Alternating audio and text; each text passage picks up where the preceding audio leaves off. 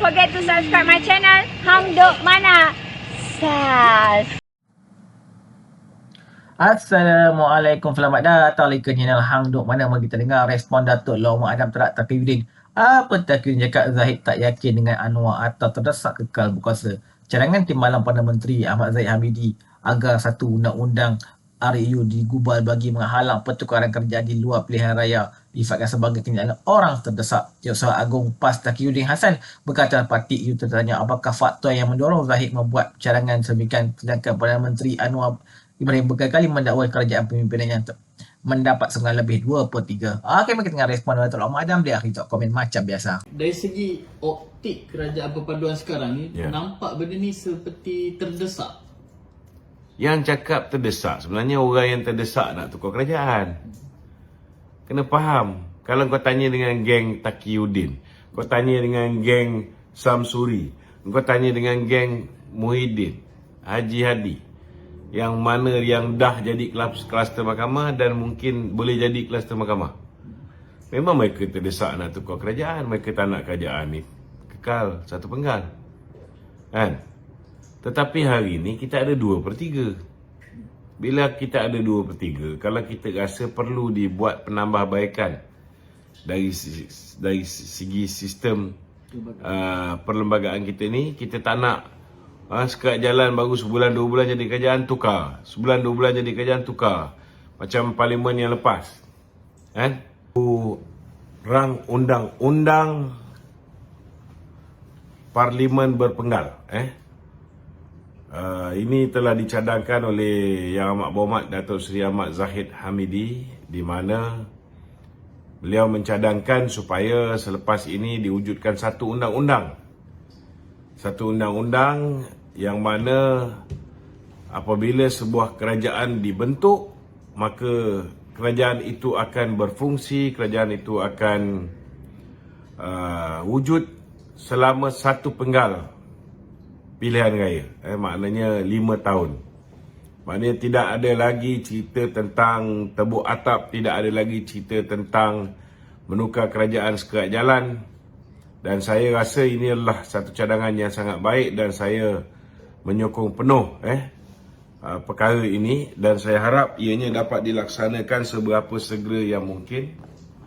Lebih-lebih lagi zaman keterdesakan Perikatan Nasional ini, kerja menebuk atap, kerja menjadi kerengga ni tak pernah berhenti tuan-tuan. Dan ianya sedikit sebanyak mengganggu perjalanan pentadbiran negara dan dalam masa yang sama menyebabkan rakyat berada dalam keadaan gundah gulana ataupun resah, gelisah kerana bimbang kerajaan akan bertukar dan pelabur akan lari, kita punya ekonomi akan menguncup semula dan macam-macam akan berlaku. Jadi Saya tertarik berkenaan dengan RUU Akta Parlimen Berpenggal Tetap. Cumanya dari segi demokrasi tu, adakah ianya legit dan bagaimana dengan kesuburan demokrasi tu? demokrasi tidak pernah menghalalkan tebuk atap. Demokrasi juga betul, kita ada hak, ada demokrasi. Tetapi kita sudah ada Akta Lompat Parti. Cuma Akta Lompat Parti yang sepatutnya boleh membendung daripada aktiviti lompat parti, sepatutnya boleh menjamin kestabilan, disebabkan ianya tidak disempurnakan atas bantahan-bantahan yang dibuat oleh pemimpin bersatu. Hari ini kita lihat ahli parlimen kita boleh merubah apa yang dipanggil sebagai merubah sokongan. Mula-mula sokong PM, lepas tu ada yang tak sokong PM, lepas tu ada pihak pula membalas, 5 orang pula pergi menyokong PM disebabkan tindakan Syed Saddiq seorang. So benda ni mewujudkan suasana yang tidak aman, tidak tenteram, politik yang stabil menjadi goyang kerana investor mendapat isyarat bahawa boleh berubah kerajaan. Dan ini menyebabkan investor ataupun pelabur akan lari daripada negara kita. Bila pelabur lari, ianya memberi kesan kepada pertumbuhan ekonomi, ianya memberi kesan kepada peluang pekerjaan yang dah diwujudkan. Ianya memberi kesan kepada banyak perkara. Sampailah peningkatan jenayah pun boleh berlaku. So bagi saya, kalau ada wujud apa yang dipanggil sebagai rang undang-undang Atap Parlimen Berpenggal Tetap. atap Parlimen Berpenggal tetap maknanya sekali berubah kerajaan cukup untuk 5 tahun. So ada masa untuk dia orang buat kerja untuk 5 tahun. Tak ada berubah sekat jalan. Benda ni akan banyak membantu insya-Allah. Tapi tu, dari segi optik kerajaan perpaduan sekarang ni, nampak benda ni seperti terdesak. Yang cakap terdesak, sebenarnya orang yang terdesak nak tukar kerajaan. Kena faham. Kalau kau tanya dengan geng Taqiyuddin, kau tanya dengan geng Samsuri, kau tanya dengan geng Muhyiddin, Haji Hadi, yang mana yang dah jadi kluster mahkamah dan mungkin boleh jadi kluster mahkamah. Memang mereka terdesak nak tukar kerajaan. Mereka tak nak kerajaan ni kekal satu penggal. Kan? Tetapi hari ni kita ada 2/3. Bila kita ada 2/3, kalau kita rasa perlu dibuat penambahbaikan dari segi sistem perlembagaan kita ni, kita tak nak sekat jalan baru sebulan 2 bulan jadi kerajaan tukar. Sebulan 2 bulan jadi kerajaan tukar. Macam parlimen yang lepas. Kan? Sepanjang tempoh Yang di-Pertuan Agong Sultan Abdullah menjadi Perdana Menteri, menjadi Yang di-Pertuan Agong sampai 4 Perdana Menteri. Kan? Adakah ini baik untuk negara? Tak baik. Kan? Sehingga bila keadaan tak stabil, menyebabkan berlakunya darurat dan sebagainya. Tetapi kalau seseorang tu diangkat jadi Perdana Menteri, kerajaan dia tu kekal 5 tahun, maka kita akan tengok less politicking. Ramai orang akan fokus untuk kalau macam kerajaan, mereka akan fokus untuk jaga negara. Macam pembangkang, dia akan fokus untuk menjadi pembangkang yang berkesan. Pembangkang yang baik Pembangkang yang berkesan lah. Maknanya dia akan bicara tentang soal polisi dan sebagainya, macam mana check and balance yang boleh dilakukan untuk memastikan kerajaan tak boleh buat sesuka hati. Lebih baik mereka fokus buat kerja tu daripada mereka hanya fokus nak jatuhkan kerajaan je. Dan kerajaan pun hari-hari fokus nak mematahkan gerakan nak menjatuhkan kerajaan je. Last kali satu apa pun tak buat. Yang terkesan rakyat lah. Yang terkesan rakyat. Okey. Okey tu. Ada isu berkenaan dengan, contoh katalah ahli parlimen UMNO yang tanda tangan SD untuk menyokong selain daripada apa yang UMNO sokong sekarang ni, tak valid tu. Ada yang kata SD ni boleh diguna pakai, ada yang kata SD ni tak boleh diguna pakai. Ada penjelasan sikit tu. Kalau dengar lagi kata-kata Raja Petra dan sebagainya, memang dia akan cakap lah boleh guna pakai sebab mereka ni adalah jurucakap yang dibayar oleh pembangkang. Tapi saya suka nak mengerti apa yang diperkatakan oleh Dr. Ashraf Majidi. Kita pada Januari 2023 kita telah pun membuat satu pindaan.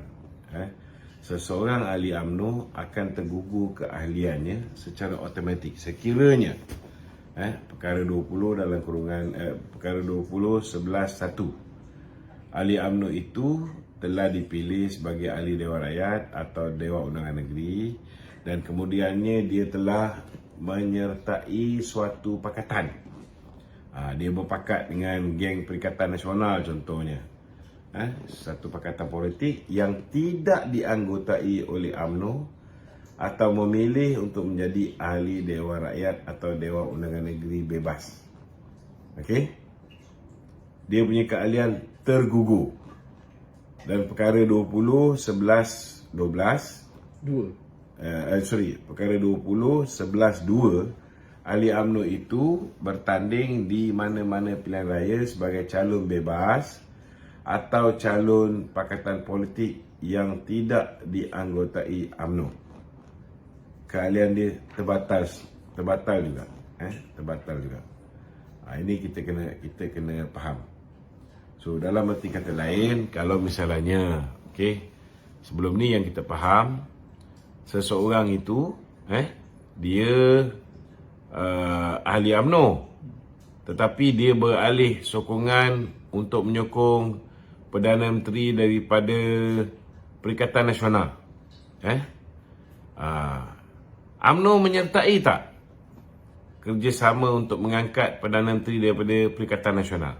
Kalau misalnya UMNO tidak menyertai, individu itu, ahli parlimen itu, ADUN itu secara bersendirian menyertai pakatan tu, dia secara automatik gugur keahlian dia dan kursinya dia secara automatik kosong. Ini apa yang telah pun ada dalam perlembagaan UMNO, dan ianya diikat bila mana seseorang mau menjadi calon Barisan Nasional, ianya mereka telah menandatangani 3 aku janji. Antara aku janjinya ni lah, tuan-tuan. Dia tidak boleh kata orang tu, aku janji dia buat. Dia memberi mandat kepada ketua parti untuk memilih dengan siapa, parti mana kita nak bekerjasama. Dia memberi mandat kepada ketua parti untuk memilih, untuk berbincang dan membuat keputusan siapa kita nak angkat jadi Perdana Menteri. Termasuklah dia telah mengakui dia tidak pernah memberikan SD ataupun aku janji pada sesiapa, dan tidak akan memberikan SD atau aku janji kepada sesiapa. Kalau dia langgar ni, dia boleh kena 100 juta denda. Tuan, komen saya bersetujulah kalau diadakan satu rang undang-undang RUU di Global bagi menghalang pertukaran kerajaan di luar pilihan raya.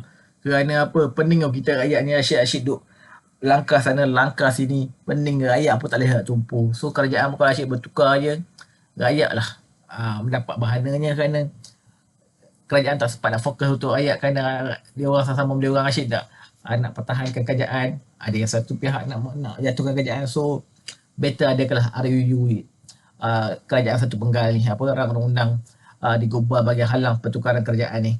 Tuan-tuan, mari terus menyokong kerajaan Perpaduan dan PMN Ibrahim. Assalamualaikum.